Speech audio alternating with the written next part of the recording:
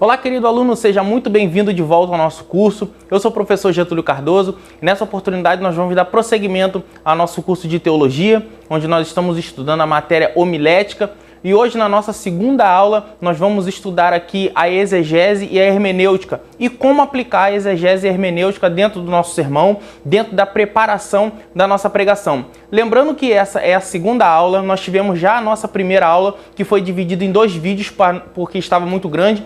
Então nós dividimos a introdução em 2 partes para você poder absorver bastante ali o que está sendo dito. Então, se você não viu a primeira aula, é imprescindível que você vá lá, assista a primeira aula, que é uma aula introdutória, onde nós vamos estar trazendo para você, expondo para você tudo aquilo que o nosso curso vai se propor a estudar. Então, você não vai entender essa aula aqui se você não assistiu os 2 primeiros vídeos que são da primeira aula. Então, corre lá, o link está aqui na descrição, tá no primeiro comentário fixado, vai lá, assista as 2 primeiras aulas e depois volte e assiste essa aula aqui e as outras aulas que eu vou estar soltando aqui no nosso canal, tá bom? Então, hoje nós vamos falar sobre um assunto que é o assunto da homilética, da hermenêutica e da exegese, que são ali os 2 braços fundamentais que a homilética ela se apoia, né? Você que já estudou a primeira aula, você sabe que ali eu disse que dentro da teologia, a homilética ela é tida como a mãe de todas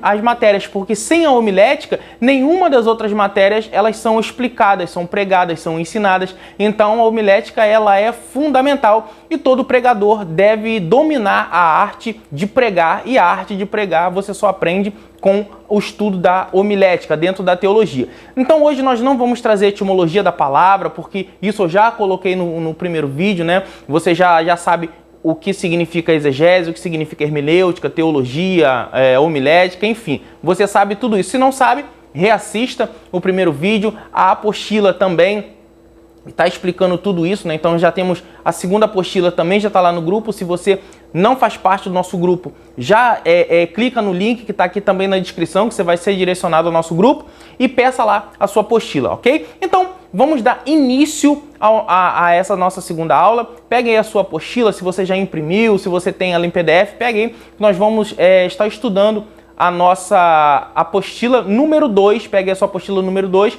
que é onde nós falamos sobre hermenêutica e exegese.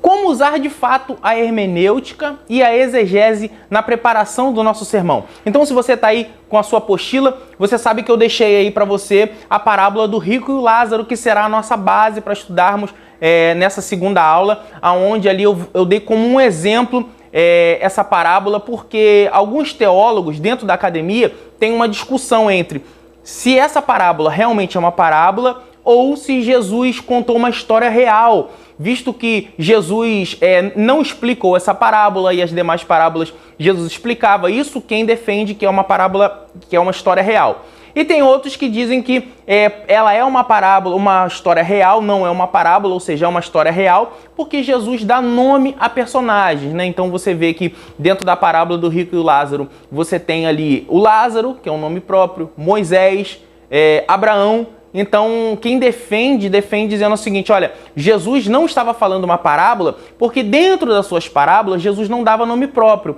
Essa, Jesus dá Lázaro, Moisés, Abraão, ou seja, há quem defenda que essa não é uma parábola, simplesmente porque Jesus não explicou, e as demais parábolas Jesus explicava, e que Jesus deu nome próprio. Então, se Jesus deu nome próprio, não era uma parábola. Então, há uma discussão acadêmica entre os teólogos que dizem, não, é uma parábola. Não, não pode ser uma parábola. Então, nós vamos estar trazendo isso para que a gente possa estar estudando e usando as ferramentas, que são a hermenêutica e a exegese, para descobrir se essa parábola é realmente uma história real, que Jesus se valeu de uma história real, uma revelação, ou se era apenas uma história inventada para edificação daqueles que o ouviam. Então, eu deixei aí tudo bem mastigadinho, tudo bem explicadinho para que você, querido aluno, aprenda e entenda e use esse exemplo em outras passagens bíblicas. Então nós vamos usar aqui alguns tipos de contexto. Peguei os bem básicos mesmo, só para a gente poder estar entendendo e aplicando.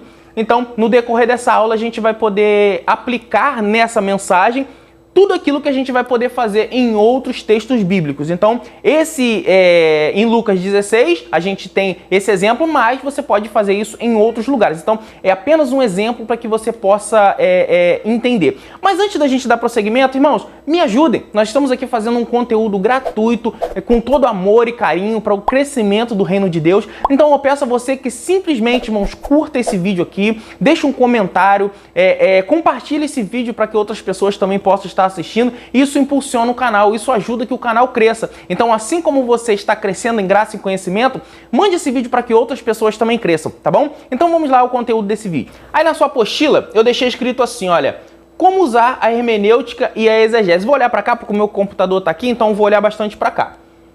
Como usar a hermenêutica e a exegese de fato? Para início de conversa, precisamos de um texto base para o nosso sermão. Como disse na aula anterior, a teologia não se preocupa com a revelação do texto, e sim com a forma que você vai entregar esse texto à igreja.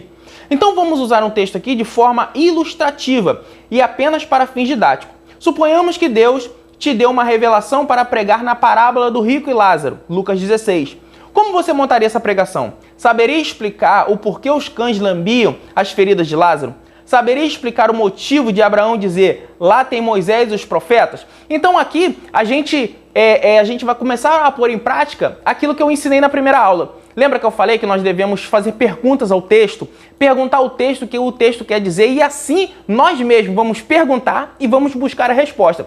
Então aqui a gente pega aqui no mais raso possível, né, para a gente poder só a fins didáticos poder entender. A gente tem que saber o porquê cães lambiam as feridas de Lázaro. Por que Lázaro estava sentado à mesa de um homem rico, ou seja, aos pés da mesa de um homem rico? Por que Abraão disse, lá tem Moisés e os profetas? Então, são perguntas que um bom exegeta, que é você, que vai extrair do texto aquilo que o texto quer dizer, ele tem que saber responder. Ele tem que saber perguntar, tem que saber qual é a pergunta que ele deve fazer ao texto para ele buscar a resposta. Então, a hermenêutica e a exegese, através dos contextos, que a gente falou um pouquinho na aula anterior, através dos contextos vão nos ensinar e vão nos explicar o que isso quer dizer. Então ele vai responder tanto essas perguntas como outras perguntas que surgirão ao longo do texto. Nesta aula você vai aprender como a palavra pode ser muito mais profunda do que o que você acha. Vamos lá. O que você precisa saber antes? Existe uma discussão na academia entre os teólogos sobre essa passagem ser de fato uma autêntica parábola, haja visto que essa parábola difere das outras, porque traz na sua narrativa nomes próprios, Lázaro, Abraão e Moisés. Isso eu acabei de explicar a vocês. Sendo assim, já precisamos solucionar esse problema.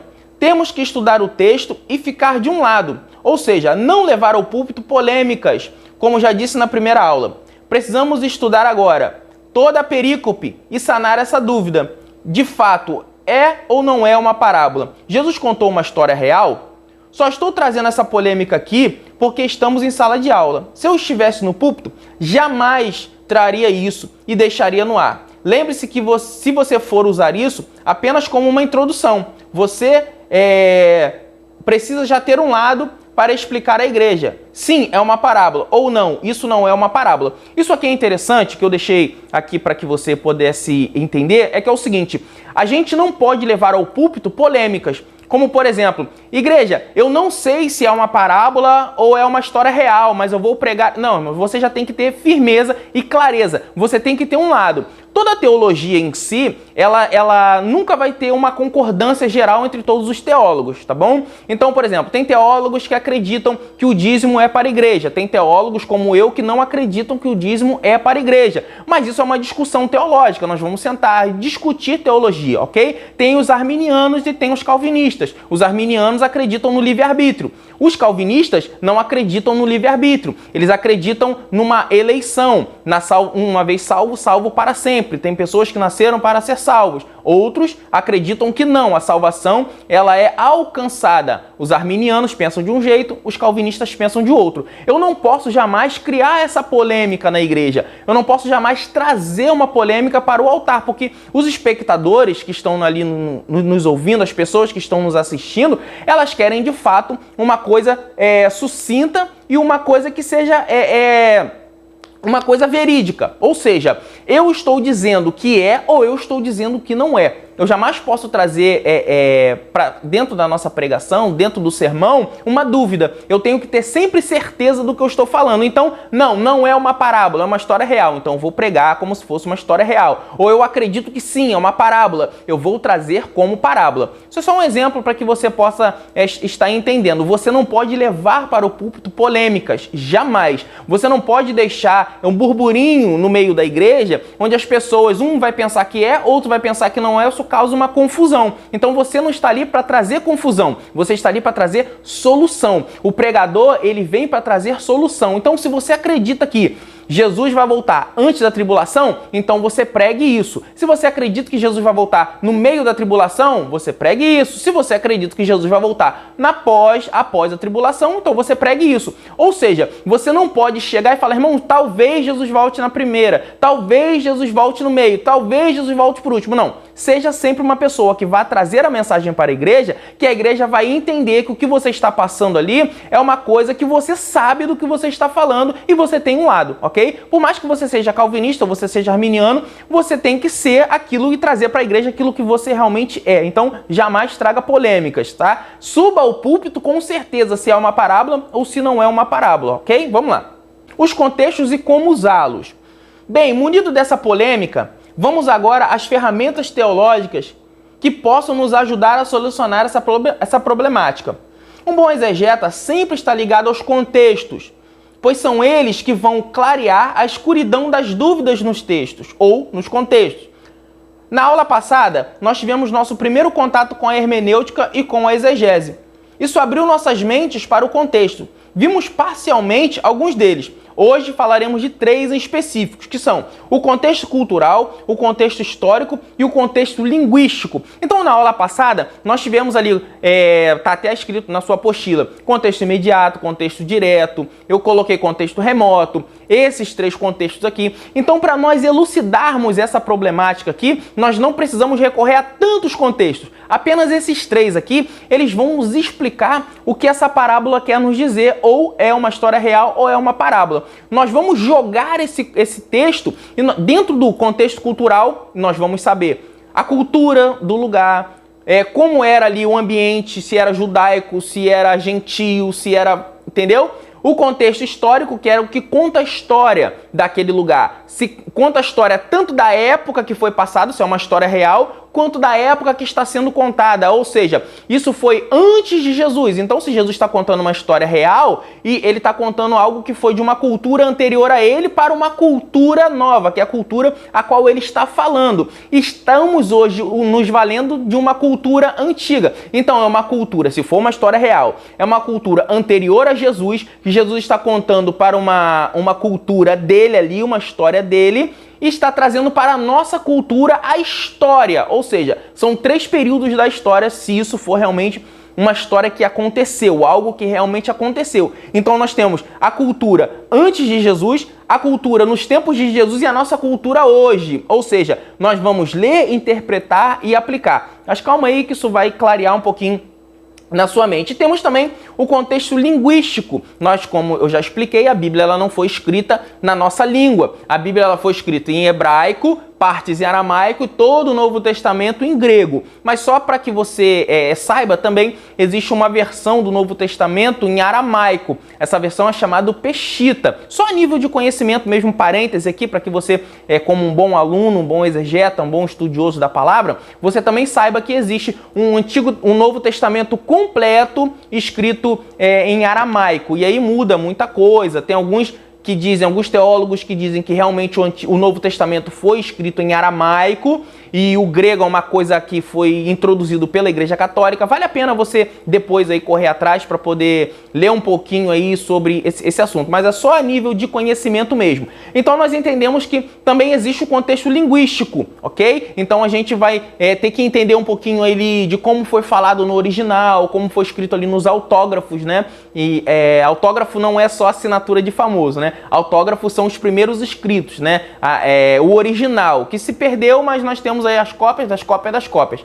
A gente não tem nada do primeiro século, ok? Nós não temos documentos nenhum. do primeiro século concernente à palavra de Deus, ali a Bíblia. Mas nós temos cópia das cópias das cópias, que são verificadas, tudo bonitinho. Isso é em aula de bibliologia que a gente aprende, tá bom? Então vamos lá, vamos entender um pouquinho cada um desses três tipos de contexto para que a gente possa solucionar se essa passagem é uma história verídica, uma história real que Jesus contou, real que eu falo é que realmente aconteceu, ou se é uma parábola que Jesus conta numa forma de história que não é uma mentira, é sim um roteiro, uma história que Jesus conta, ok? Vamos lá, vamos entender um pouquinho a respeito dos contextos. Vamos lá. Para entendermos essa passagem, é imprescindível recorrer a esses três contextos. Eles vão analisar a passagem dentro do contexto cultural da época, da história em que se passou e sobre a linguagem usada no original. E também usada na época do fato que foi narrado, isso que eu acabei de falar para vocês, né? Esses contextos, esses três tipos de contexto, eles vão analisar se foi uma história real, né? O momento em que se passou, a época que se passou, o momento que Jesus contou, ok? O momento que Jesus contou e hoje. Então nós temos que analisar a cultura daquele tempo, né? O primeiro, aonde Jesus está o que Jesus está contando, aonde Jesus contou, ou seja, contemporâneo, aquele povo ali, naquele momento ali que Jesus viveu, tá? E hoje. Então nós temos essas três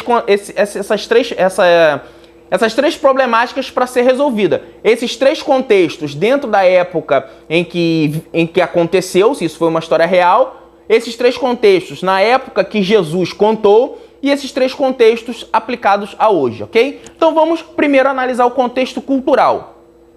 O contexto cultural vai trazer algumas chaves para elucidar já de cara algumas dúvidas. Precisamos entender que as narrativas bíblicas se passaram em algum momento e que esse momento tinha uma história, uma cultura e uma língua. Nesse caso, vamos analisar a forma cultural da narrativa do texto. Vejamos nossos personagens. Lázaro, um homem rico, Abraão e Moisés. Logo vemos uma semelhança ou algo que os liga à cultura judaica. E como eu sei? Lendo o texto e entendendo que Lázaro morreu e foi para o seio de Abraão, ou seja, Abraão é o patriarca dos judeus, logo entendo que Lázaro está imerso na cultura judaica, não que ele seja judeu. Já o rico, está bem claro que se trata de alguém que é judeu, pois quando ele está no lugar de tormento, ele reconhece, ou seja, ele conhece Abraão e pede para avisar aos seus entes queridos. Então aqui a gente já tem o contexto cultural nos ensinando alguma coisa. Então você percebe como é muito importante você entender o contexto cultural para elucidar algumas problemáticas dentro dos textos. O contexto cultural, ele vai nos ensinar o seguinte, olha, você tem que entender aonde eles estavam. Se Jesus está contando a parábola ou a história, nós estamos aqui analisando, nós estamos vendo aqui um homem rico, nós estamos vendo um pobre, uma pessoa que está mendigando, cães lambendo as suas feridas, e quando eles morrem, um vai para o seio de Abraão e o outro vai para o lugar de tormento. Então quando a Bíblia fala seio de Abraão, aqui eu já estou me ligando que Jesus está contando uma história a judeus, ou um fato a judeus, que vão conhecer Abraão. Então, o homem rico está no lugar de tormento e ele reconhece Abraão. Ele fala, pai Abraão, peça que Lázaro molhe os seus dedos e toque aqui na minha boca. Peça que avise aos meus parentes, aqueles meus entes queridos. Ou seja, ele era alguém que conhecia a lei judaica, ele era alguém que era descendente de Abraão. Então esse eu já sei que é um descendente de Abraão porque ele conhecia a lei. E o que Abraão vai falar para ele? Lá tem Moisés e os profetas. Ou seja, eles não vão acreditar em quem está morto. Eles vão acreditar em quem está vivo. Lá tem Moisés e os profetas. Então aqui eu já aprendo o quê? Esse homem ele é um judeu. E agora nós temos que saber se Lázaro ele era um judeu ou não, porque envolve algumas problemáticas aí para esse Lázaro ser judeu, ok? Vamos lá. Agora que temos a informação que o rico era judeu, precisamos saber se o Lázaro também era. Já posso adiantar que Lázaro não pode ser judeu por algumas problemáticas que o próprio texto traz. E quais são? Primeiro, os cães vinham lamber as feridas. Segundo a tradição, judeus não criavam e não criam cães até hoje, porque são animais impuros, segundo a lei. Então aqui a gente já tem que entender um pouquinho. Nós estamos falando de cultura. E a cultura judaica, ela nos explica que os judeus eles não criam cães. Eles não têm esse hábito de criar cachorros Porque lá atrás, né, na época bem antiga, anterior até a Moisés, os cães eram animais que andavam em bandos e atacavam pessoas. Então os animais, que são os cães, eles são animais impuros. Então já temos aqui uma ideia de que Lázaro não pode ser judeu, ou se ele é judeu, ele está transgredindo um mandamento, está transgredindo uma lei. Haja vista que não existe só 10 mandamentos, tá bom? Dentro da cultura judaica existe 613 mandamentos, ou mitzvot, que são os mandamentos dos judeus. Então não são só 10. 10 são os que a gente conhece aqui por alto, mas são 613 mandamentos, tá bom? Então a gente entende que se tem cães lambendo as feridas de Lázaro, Lázaro não pode ser judeu, ok? Ou é um judeu que está desviado, um judeu que está fazendo aí uma coisa que a Torá não ensina, a lei não ensina. Mas vamos aí começar a entender um pouquinho mais. Quando a Bíblia fala de cães, ela usa a expressão kinion ou kinis no grego. Como, por exemplo, em Apocalipse 22, que diz: ficarão de fora os cães. Em Filipenses 3:2, a Bíblia diz: guardai-vos dos cães, etc. Essa é uma expressão pejorativa dada ao animal. E vamos entender o motivo. Os cães eram usados pelos judeus como xingamentos aos gentios, ou seja, a nós. Então aqui a gente entende que os judeus eles tinham um asco de cães. Tanto é que quando eles viam gentios, e gentios são todos aqueles que não são judeus, não são da descendência abraâmica, ou seja, eu e você, talvez você seja, não tem aí um sangue judeu, então se você não tem um sangue judeu, logo você é um gentio, então nós somos gentios. Então para eles falarem, se referiam aos gentios, eles falavam esses cães, olha, é um cão, esse gentio aí é um cão, ou seja, era tudo de uma forma pejorativa, uma forma de xingamento. Então um judeu, para xingar um gentio, ele não falava um palavrão como nós falamos, ele chamava de cão, ok? Então você já tem aí uma ideia do que Jesus estava falando para aquele povo. Então acho que a sua mente já tem que começar a abrir, que Jesus está falando de um judeu que foi atormentado e agora talvez um gentio que está sendo salvo. Mas vamos lá. Exemplo, Davi e Golias. Golias pergunta a Davi se ele era algum cão para que Davi viesse a ele com paus e pedras. Isso porque toda vez que um judeu via um cão, ele espantava dessa forma. Então Davi, quando ele foi ali se preparar para enfrentar Golias, Davi pega pedras, Davi pega paus. Então Golias, como era um gentil, Golias sabia disso e falava: eu sou algum cão para você vir com paus, você vir com pedras para poder me espantar? Então era conhecida isso dentro da cultura judaica e fora, que toda vez que o judeu ele via um cão, ele tacava pedra, ele espantava, ele queria um cão bem longe porque eram animais perigosos, não eram animais como nós temos hoje, domesticados, né? Eram selvagens. Então Golias fala para ele que você está me insultando dessa forma, você está me chamando de cão, mesmo sem falar, só em você vir com essas pedras aí, ok? Então é por isso que Davi chega com paus e pedras até Golias, para que Golias entenda a mensagem subliminal: para mim você não passa de um cão. Então, viu como é importante a gente conhecer um pouquinho da cultura judaica para que a gente possa estar aplicando dentro do nosso sermão? Isso é exegese, e é o que a gente está começando a entender um pouquinho aqui da exegese, da hermenêutica, e nós só estamos no contexto cultural, tá bom? Vamos lá.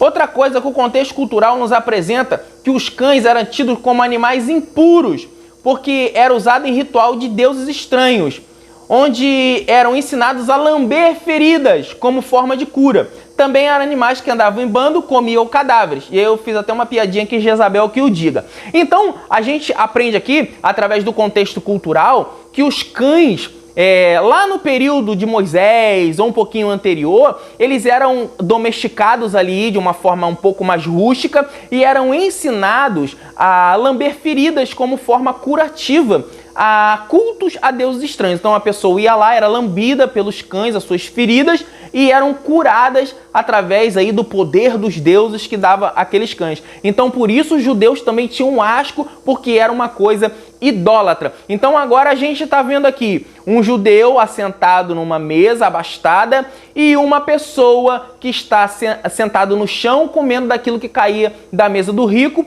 com cães lambendo a sua ferida. Então Lázaro jamais poderia ser um judeu de nascença. Então ele era o quê? Um gentio, uma pessoa que estava sendo maltratada por um judeu. Então, para que a gente possa aí adiantar o nosso vídeo, Vamos lá para o contexto histórico. O contexto histórico, como o nome sugere, vai contar a história do texto. Ao lermos o texto, vemos Abraão falar de Moisés e os profetas, ou seja, vamos afirmar que Abraão falava no literal, ou seja, uma história que aconteceu. Nós temos um problema, ou vários dele. Primeiro, se é literal, Abraão realmente falou de Moisés. Temos um problema, um problemão. Se é literal, Abraão realmente falou de Moisés. Temos um problema, um problemão. Para quem defende que essa passagem é literal, ou seja, realmente aconteceu e foi revelada por Jesus, a história se passou no tempo de Moisés. E qual o problema? Vimos no contexto cultural que judeus não criavam ou chegavam perto de cães. Outra coisa é que cães eram usados em rituais. Então, era impossível ter cães no meio do povo no deserto. Outra coisa era ser rico. Imagina, o povo no deserto. Eram pessoas que viviam do que Deus dava, seja maná, água da rocha ou coluna de fogo. Eram totalmente dependentes do eterno. Entendemos que todos tinham o mesmo que o outro e não tinham mansões ou mesas fartas com mendigo nos pés. Então aqui, se aqueles que defendem que é uma passagem verídica, que realmente aconteceu, nós temos um problema. Quando Abraão fala, lá tem Moisés, isso denota que ele ainda está vivendo no período do deserto. Então, no meio do povo de Israel ali, que estava no deserto, tem um homem que é abastado, que é rico, tem mendigo e tem cachorro, cães lambendo as suas feridas. Então, isso no meio do povo de Israel era impossível de acontecer. O povo habitava em tendas, então o que um tinha, o outro também tinha. Se um tinha fome, o outro também tinha. Se um estava com o estômago cheio, o outro também estava. Não tinha pobreza nem riqueza. O povo era um povo só. Então não tinha mansões, não tinha nada desse tipo, ok? Então todo mundo vivia na mesma qualidade de vida. Todos eles tinham a mesma nuvem, a mesma coluna de fogo, todos eles tinham a mesma coisa. Sim, alguns tinham um pouco mais de prata, alguns tinham um pouco mais de ouro, mas isso não quer dizer que um fosse milionário, o outro fosse pobre a ponto de comer migalhas do que caía na mesa do outro, tá bom? Então, para quem defende que isso é uma história real, isso é um problema a ser resolvido, ok? Coisa que eu acredito que não seja. Eu acredito que seja realmente uma parábola apenas, que Jesus estava ali dizendo aos judeus que ouviam que não maltratasse os gentios. É exatamente sobre isso que essa parábola está querendo dizer. Mas eu já fiz a exegese do texto, você ainda está fazendo. Então estou só adiantando para vocês aí aquilo que eu já matei já há muito tempo. E eu já trouxe isso em pregações, já trouxe isso em sermões, em aulas para várias outras pessoas. Alguns que estão me assistindo aqui já tiveram aulas presenciais comigo, que eu trouxe esse texto e esses contextos aqui dentro para vocês. Então, era impossível, historicamente, dentro do povo no deserto, ou até mesmo depois em Canaã, que as pessoas tivesse a ponto de ser tão rico que o outro tivesse que comer a migalha da mesa com cães ali do seu lado, ok? Então, vamos continuar. Ele vai dizer também que lá tem os profetas, ou seja, tem Moisés e os profetas. Então aqui eu disse na nossa apostila que seria humanamente impossível. E quem defende que isso é uma história real vai defender que ele viveu no tempo de Moisés e no tempo dos profetas, ou seja, de Isaías, Jeremias, Ezequiel, Malaquias, Zacarias. Isso é impossível, porque não tinha como uma pessoa viver esse tempo todo. Então eu aprendo aqui que o que Abraão falou para o homem rico, olha, eles não vão dar crédito, mas eles vão dar crédito ao que tem lá, que é Moisés e os profetas. O que Abraão está falando? Abraão está falando, lá tem Moisés, ou seja, lá tem a lei, tem a Torá, e tem os profetas, ou seja, os rolos, os escritos, aquilo que era lido nas sinagogas todo sábado pela manhã. É isso que Abraão está falando ao homem rico. Abraão está falando ao homem rico assim, olha, lá tem Moisés e os profetas, lá tem a lei e os profetas. E por que Jesus está contando isso? Aí agora a gente traz a história para os tempos de Jesus. Porque Jesus está dizendo, olha, Moisés é a lei, aí tem os profetas e tem eu que sou a graça. Então essa é a união. Aquilo que é do Antigo Testamento e agora aquilo que é do Novo Testamento, que é a nova aliança. Então Jesus está contando essa parábola, está dizendo, olha, Abraão disse que lá tinha Moisés e os profetas. E hoje aqui tenho eu, porque vocês ainda continuam rejeitando e chamando os judeus de cães. É aquilo que Paulo disse, né?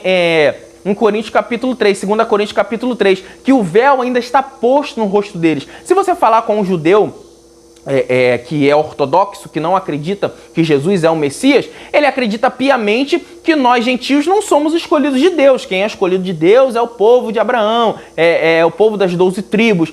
O véu ainda está posto no rosto deles para que não vejam a glória. O apóstolo Paulo disse que nós, com o rosto descoberto, nós mostramos a glória de Deus, que não é transitória, não é passageira. Leia depois 2 Coríntios capítulo 3, que você vai entender o que eu estou falando. Então Jesus ele está dizendo, olha, lá existe Abraão, lá existe Moisés e os profetas, ou seja, a lei e aquilo que Deus falou através dos profetas. E aqui agora tenho eu. Então isso é o contexto, isso é o que Jesus está querendo dizer. Então nós estamos entendendo aqui que a exegese, através do contexto cultural e do contexto histórico, está nos provando que isso não é uma história real, e sim uma parábola. Mas vamos lá que a gente ainda tem algumas coisinhas para que a gente possa estar falando. Então vamos analisar agora aqui o contexto linguístico. Eu deixei aí o capítulo 3 de 2 Coríntios, mas leia o capítulo inteiro. Aí eu deixei só o do 13 ao 15, mas leia o capítulo todo para que você possa fazer uma hermenêutica do texto, ok? Então aqui eu deixei aqui a definição do que é metonímia, porque a gente fala assim da metonímia, é uma palavra um pouco mais difícil,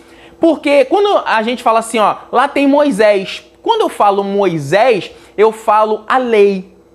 Toda vez que a gente usar, eu deixei a definição de metonímia aí para você poder estudar. É a mesma coisa como eu disse aqui, ao falar da Mona Lisa. Quando eu falo Mona Lisa ou quando eu falo Da Vinci, eu sempre estou associando a obra ao autor, tá? Então quando eu falo Shakespeare, uma peça de Shakespeare, eu vou ali sempre estar falando de Homero, as obras de Homero. Eu não preciso falar a obra. Então, quando eu dou um nome ao autor, é isso que eu estou fazendo. Então, quando Abraão fala, lá tem os profetas, ou seja, ele está falando dos escritos dos profetas. Quando ele fala, lá tem Moisés, ele está falando da lei. Então, a linguagem que Jesus usa aqui, aqueles que estão ouvindo entendem, porque eles estão imersos dentro dessa cultura, dentro dessa historicidade. Então, quando Jesus fala, olha, lá tem Moisés, lá tem a lei, eles entendem.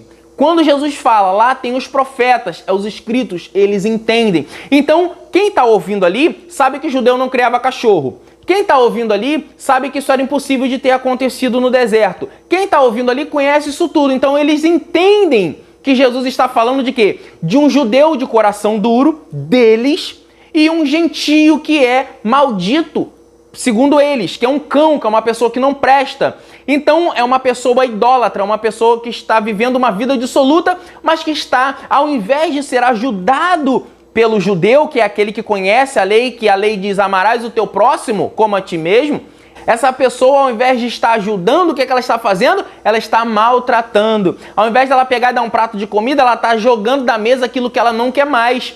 E está deixando que os cães os ajudem, os cães façam o trabalho. Ou seja, aqueles que não eram para fazer. Quem era que é para estar curando as feridas de Lázaro? Era o homem rico, porque ele conhece que amar o Senhor teu Deus acima de todas as coisas, o próximo como a ti mesmo. Ele não está fazendo isso. Então é uma lição que Jesus está dando. Olha, os gentios não são cães. Os gentios são pessoas que vão ser abraçados no seio de Abraão. E vocês que conhecem a lei, que sabem da lei, não vão alcançar a salvação, porque vocês não estão abraçando os pequeninos. Então essa parábola, ela está dizendo a respeito disso. Jesus está contando para judeus. Jesus está contando para doutores da lei, para fariseus que conheciam muito bem e sabiam que ali não existiam cães no deserto. Ali eles sabiam que dentro do povo de Israel não existia cães, que eles não criavam cães, e que muito menos um judeu abastado ia deixar cães sentados, uma pessoa à sua mesa com cães à sua volta. Ou seja, era um judeu que realmente não estava levando a lei a sério, a ponto de deixar um gentio comer das suas migalhas com cães lambendo as suas feridas. Ou seja, Jesus está ligando eles à idolatria. Jesus está ligando a eles a pecado. Ou seja, o contexto histórico, o contexto cultural, o contexto linguístico nos leva a crer que essa não pode ser uma história real, e sim um exemplo que Jesus está usando para aqueles que estão ouvindo, para aqueles que estão sentados aos pés de Jesus, ouvir essa narrativa e entender, e entender que aquilo ali não tem nada a ver com uma história real, e sim com um exemplo que Jesus está jogando na cara deles, dizendo, olha, vocês são como esse homem, e se vocês continuarem dessa forma, vocês não vão alcançar a salvação, ok? Então vamos para a conclusão de mais essa aula, vamos lá. Após tudo que foi nos trazido pelos contextos, podemos afirmar categoricamente que essa passagem não pode ter sido real. Ela tem todas as características de uma parábola, e nenhuma que se sustente uma história real. Chegamos ao entendimento de que os judeus não criavam cães e que usava essa expressão para xingar nós, os gentios, aqueles que não são da linhagem de Abraão. Por que Jesus contou essa história? Ele fala aos judeus que se achavam os únicos dignos de salvação e que desprezavam os gentios e os tratavam como cães. Jesus mostra como será o fim dos que se acham certo, mas levam a lei errada e depois de mortes vão querer melhorar. E os que estão em vida aceitam e hoje são filhos adotados de Abraão, ou seja, nós aceitamos em vida e somos chamados aí filhos de Abraão, mesmo que sejam adotados, nós somos filhos de Abraão, eu e você. A salvação é um dom gratuito de Deus e que não é por merecimento. Era isso que Jesus queria ensinar. Não adianta querer fazer depois de morto. Trate bem hoje aqueles que a sociedade despreza. Então, eu espero que você tenha entendido como usar esses três tipos de contexto. Pegue ali o texto, jogue à luz desses três tipos de contexto. O que a cultura da época dizia a respeito e como se comportavam. O que a história nos diz a respeito disso, qual é a datação, em qual momento isso foi escrito, por que isso foi escrito, qual era a história do lugar e como a linguagem que era usada naquele tempo se aplica aos dias de hoje. Será que eu posso usar a mesma linguagem? Será que a linguagem que era usada lá foi usada daquela forma? Para que foi usada daquela forma? Então, esses três tipos de contexto você vai ler, interpretar e aplicar. Vou bater muito nisso aqui nesse nosso curso, que é ler, interpretar e aplicar. Só assim nós vamos ter entendimento daquilo que a Bíblia nos quer nos informar, ok? Então, essa foi a nossa segunda aula aqui no nosso curso de teologia. Espero que você tenha aprendido que a Bíblia ela é muito mais do que aquilo que a gente prega, daquilo que a gente lê, daquilo que está escrito ali. Nós temos que ir a fundo. E é esse ir a fundo que seremos criticados. Aqui na internet nós temos muitos teólogos, né, que não produzem nada, mas querem criticar o trabalho daqueles que tentam produzir alguma coisa. Então, sempre que você for dar uma opinião, vai ter alguém que vai estar dizendo que é coisa da tua cabeça, invencionice, mas não trazem fundamentos, porque o fundamento que trazem também é da sua cabeça. Então, nós não podemos aqui debater. Teologia não é para debater, irmão. Teologia é para ser aprendida e pregada. Eu não debato teologia. A única coisa que eu faço é ensinar. Quer aprender? Senta e aprenda. Não quer aprender? Paciência, que Deus abençoe a sua vida. Mas eu tô aqui para ensinar aqueles que querem aprender. Então, se você quer aprender, se inscreva aqui no canal, fique conosco, compartilhe essa aula e o máximo que você puder nos grupos, em outras redes sociais, para que a gente possa estar crescendo em graça e em conhecimento. Então, eu aguardo você aqui na próxima aula e que Deus possa te abençoar no nome santo do Senhor Jesus. Amém.